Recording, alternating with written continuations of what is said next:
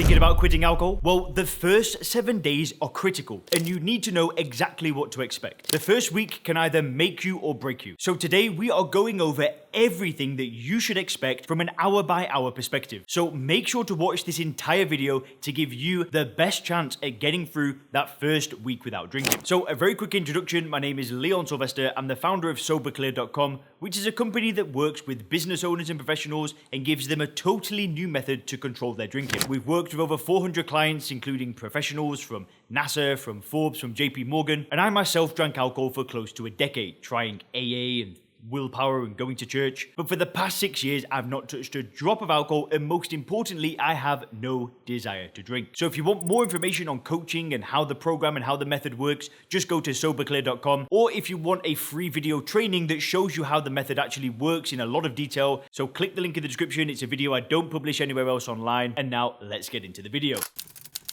So let's start and pick it up from the moment that you have your last sip of your final drink. At this point, the ethanol in the drink is passively diffused through your cell membranes and is widely distributed throughout your entire body. So around 2 hours after your last drink, at most, the concentration of ethanol in your blood has peaked. In a sense, you can kind of say from this point on, the worst is behind you. So from its peak, alcohol levels will start to decline until they reach zero. The interesting thing about the way that our body breaks down or metabolizes the ethanol is that its rate is linear. In other words, it doesn't matter if you've had one glass of wine or an entire bottle of vodka. You metabolize the ethanol at a flat, more or less unchanging rate. For example, if your blood alcohol level is at the US legal limit for driving, which is 0.08%, you will need 5 hours to clear it out of your system. If you're at double that, 10 hours and so forth. When all is said, 10 to 15 hours should be enough to clear the alcohol out of most people's system, regardless of how heavy their last drinking session was.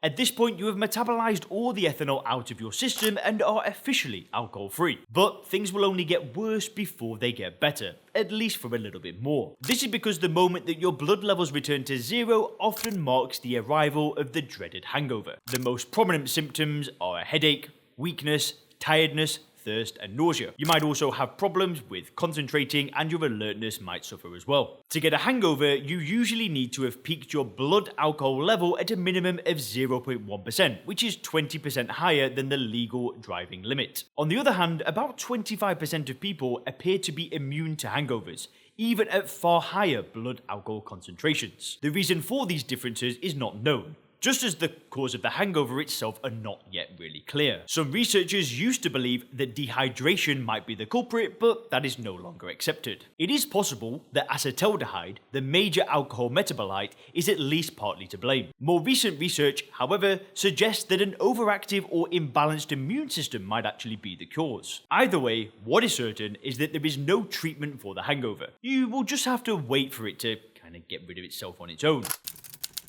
24 hours after your last drink, your hangover will likely be gone, and this is when the cravings can typically start. These are defined as recurrent, persistent thoughts about alcohol and an almost compulsive drive to consume it. Now, I do have to qualify what I'm about to say with the caveat that this part of the journey will be completely different from one person to the next. Often this depends on the actual method that you use to stop drinking and other factors. You might experience anywhere from the most extreme cravings to none whatsoever. See, one thing I talk about on this channel a lot is reframing the way that you view alcohol. This is something that I do with my clients at SoberClear, but it means that you experience very few, if any, cravings. A lot of my clients, and myself included, say that the whole process of stopping drinking is enjoyable. Other people, however, particularly those that use a standard willpower approach, will experience cravings. I've tried that myself in the past, and yeah, I got a lot of cravings. See, given the nature of cravings, you won't be surprised to hear that the severity of cravings is statistically related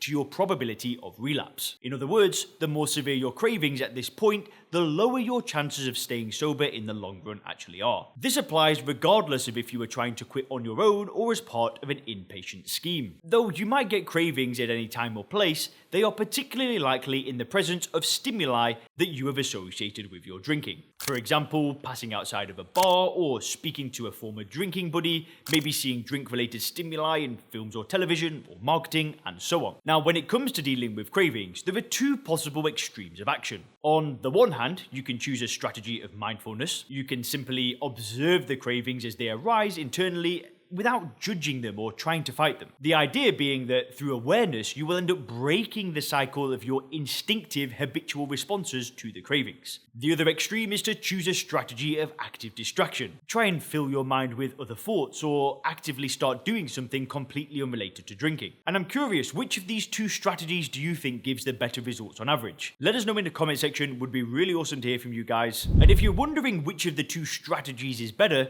I'm going to give it to you. Well, believe it or not, experimental data shows that the distraction technique actually gives superior results. This ties in well with what many drinkers anecdotally report, namely that distracting themselves during the early days, either through potentially working harder, indulging in hobbies, watching movies, or whatever it might be, seems to help with the cravings.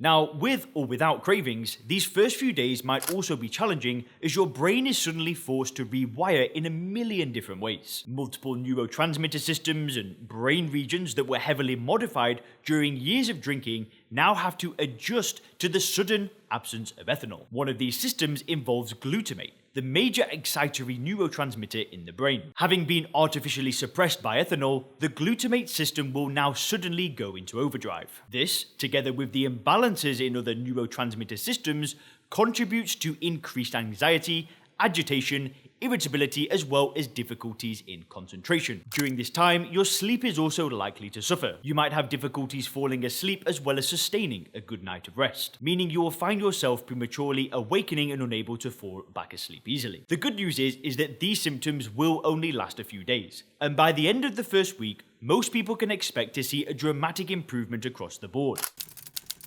Now, while you're busy dealing with the mood and the sleep problems, sweeping positive changes are actually taking place inside of your body. By the end of the first week, important liver enzymes like AST and ALT that were previously elevated will have started to decline as your liver starts to heal. Any fatty liver that you have will have also begun to make a remarkably fast recovery, setting the stage for its complete resolution with a few more weeks down the line. Your gut will also begin to heal by the end of the first week. The countless microorganisms that reside inside the gut and collectively make your so-called gut microflora will have been severely disrupted by chronic alcohol use, their population numbers thrown totally out of whack. But by the end of the first week, they will have begun their gradual recovery towards restoring their healthy equilibria. This will have positive knock-on effects not only to your digestion, but also your immune, endocrine, and cardiovascular systems. The structural integrity of your gut barrier, which prevents leakage to other organs and which is heavily compromised in drinkers, will have also begun to recover. By the end of the first week, your heart will have also begun the healing process. But at this stage, your blood pressure, which was increased while you were drinking, might have temporarily spiked up even further. Similarly for your heart rate,